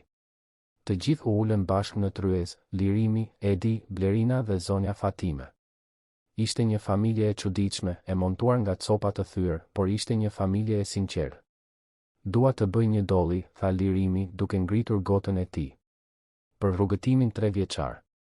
Për të gjitha lotët, të gjitha luftërat, të gjitha fitoret. Por kryesisht dua të bëj një dolli për zgjedhjet. Për zgjedhjen për të falur. Për zgjedhjen për të provuar. Për zgjedhjen për të ndërtuar diçka të re nga rënojat e asaj që u humb. Të gjithë ngritën gotat e tyre. Dhe Edi shtoi, dhe për familjet. Jo ato në të cilat lindim, por ato që krijojmë. Ato që zgjedhim. Ato që, kundër të gjitha gjasave, gjejnë një mënyrë për të funksionuar. Trokitën gotat dhe pinë. Dhe aty, në atë tryez, në atë vilë që 3 vjet më parë dukej si një mauzole ëndrash të humbura, kishte jetë. Kishte të qeshura. Kishte dashuri. Pas darkës, Lirimi dhe Edi u ulën në verandë duke parë dritat e qytetit. Ishte një ritual që kishin adoptuar në javët e fundit, këto momente bisedash të heshtura, ku komoditeti i pranisë së njëri tjetrit ishte i mjaftueshëm. Edi, filloi Lirimi, për një kohë të gjatë unë mendova se kisha humbur gjithçka. Humba nënën time. Kur nuk e njoha baban tim vërtet. Erdha këtu i vetëm, i friksuar, pa e ditur çfarë të bëja. Dhe tani? Pyeti Edi butësisht. Tani kuptoj se nuk humba gjithçka. Fitova diçka gjithashtu. Fitova një xhaxha që u bë më shumë se familje. Fitova zonjën Fatime, që është si një gjyshe. Fitova Blerinën, që është si motra që kur nuk e pata. Dhe fitova një mirëkuptim mbi dashurinë që shumë njerëz kur nuk e kanë. Dashuria nuk është e përsosur. Dashuria nuk është e lehtë. Por dashuria është zgjedhje. Dhe për sa kohë zgjedhim njëri tjetrin, çdo ditë do të kemi diçka reale. Edi vendosi dorën mbi shpatullën e Lirimit. Kur ti u shfaqe, unë isha një njeri bosh. Kisha para, pushtet, sukses. Por isha plotësisht i vetëm. Ti më dhe një arsye për të qenë më i mirë. Ti më dhe një familje. Dhe nuk ka asgjë në këtë botë që unë mund të bëj që të jetë e mjaftueshme për të falënderuar për këtë. Nuk keni pse të më falënderoni. Vetëm duhet të vazhdoni të jeni ky që jeni tani. Kjo është e mjaftueshme. Mbetën aty deri vonë, duke ndarë histori, duke qeshur me kujtime, duke planifikuar të ardhmen. Dhe kur më në fund u ngritën për të fjetur, Lirimi u kthye nga Edi edhe një herë të fundit. Xhaxha Edi? Po. Ju dua. Si familje. Si xhaxha.